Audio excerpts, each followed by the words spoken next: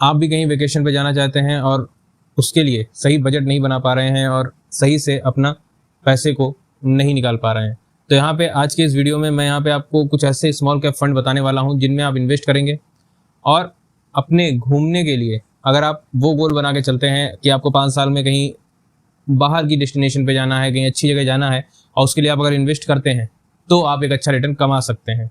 आपका यहाँ पे सवाल होगा कि अब हम बाहर घूमने जाने के लिए भी हमको 5 साल तक वेट करना होगा। देखिए, अगर आप कहीं वर्ल्ड टूर करना चाहते हैं तो उसके लिए आपको एक अच्छा पैसा चाहिए घूमने के लिए, और यहाँ पे बहुत से लोग ऐसे हैं जिनके पास उतना पैसा एकदम से नहीं हो पाता है। तो अगर आप आज 25 साल की उम्र के हैं और आप अपने 30s में कहीं वर्ल्ड टूर करना चाहते हैं या फिर कहीं फॉरेन जाना चाहते हैं, तो अगर आप आज अच्छी अर्निंग कर रहे हैं तो उसमें से कुछ पैसा अगर आप अपने घूमने के लिए इन्वेस्ट कर देंगे तो आने वाले 5 सालों में आपको इतना रुपए मिल जाएगा कि आप कहीं पे घूम सकते हैं आराम से, और बाकी नॉर्मली आप इंडिया तो घूमते ही हैं। तो यहाँ पे स्मॉल कैप फंड आपके लिए काफ़ी यूजफुल हो जाते हैं। तो आज की इस वीडियो में मैं यहाँ पे 2 फंड कंपेयर करने वाला हूँ जिनमें से जो बेस्ट फंड रहेगा उसमें अगर आप चाहें तो इन्वेस्टमेंट कर सकते हैं। कोई भी अगर आपका सुझाव या फिर कोई भी क्वेश्चन होता है स्मॉल कैप कैटेगरी से रिलेटेड या फिर इक्विटी मार्केट से रिलेटेड, आप मुझसे कमेंट बॉक्स में पूछ सकते हैं। बिना तरीके शुरू करता हूँ मैं आज का वीडियो। मैं यहाँ पे अगर जो फंड होने वाला है वो quant small cap fund direct plan growth versus Tata small cap fund direct plan growth, ये 2 फंड होने वाले हैं। दोनों को कंपेयर करेंगे, दोनों में से जो बेस्ट फंड रहेगा उसमें अगर आप चाहें तो इन्वेस्ट कर सकते हैं। सबसे पहले बात कर लेते हैं क्वांट स्मॉल कैप फंड की। ये क्वांट म्यूचुअल फंड का ये फंड हाउस है, डायरेक्ट प्लान ग्रोथ का ये फंड है। लॉन्चिंग डेट की बात करते हैं तो जनवरी 2013 इसकी लॉन्चिंग डेट होती है। बेंचमार्क निफ्टी स्मॉल कैप 250 इसका बेंचमार्क होता है। रिटर्न इसकी बात करते हैं तो 17.86 का रिटर्न इसने प्रोवाइड किया है। फंड कैटेगरी स्मॉल कैप है। एक्सपेंस रेशियो 0.72 है जो कि कैटेगरी एवरेज से काफ़ी ज़्यादा है। फंड साइज 29,462 करोड़ का देखने को मिलता है और ओपन एंडेड ये फंड है। Risk grade above the average है और रिटर्न ग्रेड हाई है। बहुत ध्यान से चीज़ों को नोट करिएगा और ध्यान से चीज़ों को सुनिएगा। सबसे पहले यहाँ पे जो हमें चीज़ ध्यान देनी है वो है इसका एक्सपेंस रेशियो। रिटर्न मैंने आपको बताया, इसने अभी तक 17.86 का प्रोवाइड किया है। एक्सपेंस 0.72 का है। 29,462 करोड़ इसका फंड साइज हो जाता है। तो एक्सपेंस रेशियो की तरफ ध्यान दीजिएगा।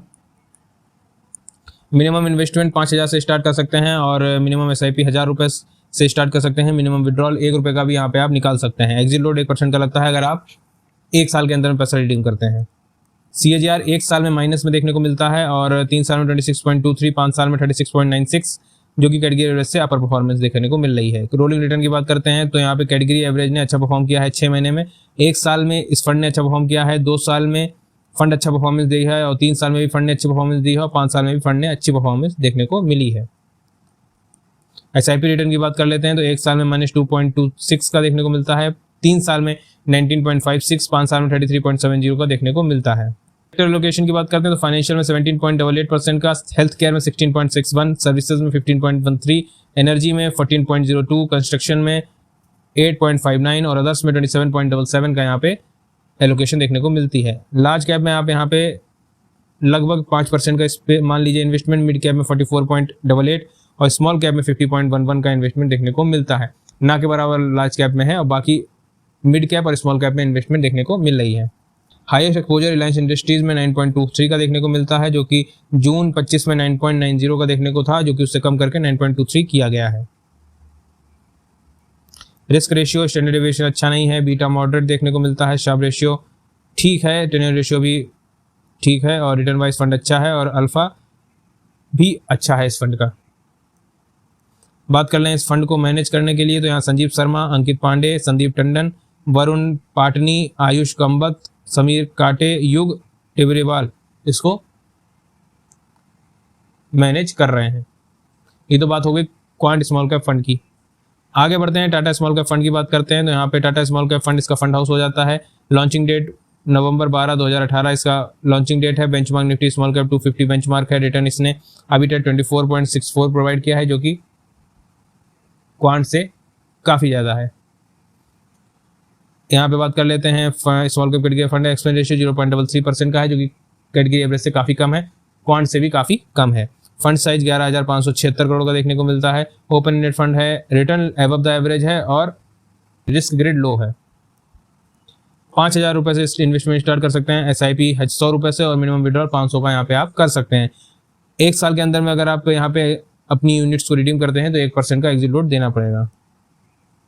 CAGR की बात करते हैं तो 1 साल में माइनस में गया है, 3 साल में 24.36, 5 साल में 32.89 का CAGR देखने को मिलता है, जो कि कैटेगरी एवरेज से काफ़ी ज़्यादा है।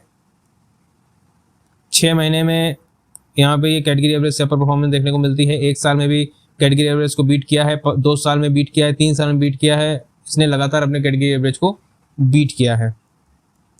SIP रिटर्न की बात करते हैं तो 3 साल में 20.18, 5 साल में 31.19 का यहाँ पे SIP रिटर्न देखने को मिल रहा है।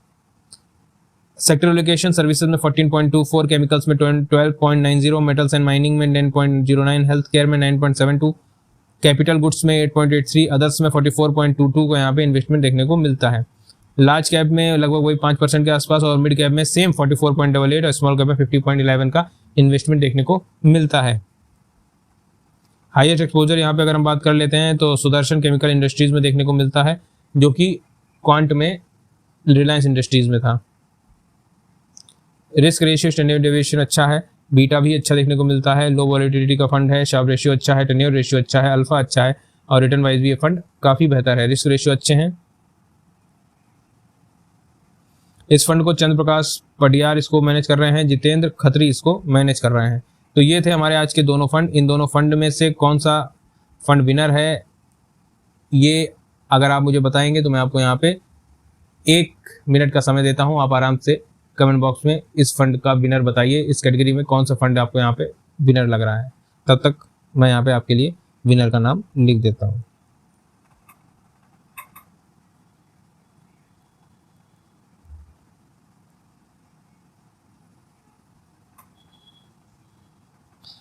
क्या मैंने जो नाम यहाँ पे लिखा है, क्या यही नाम आप भी सोच रहे हैं?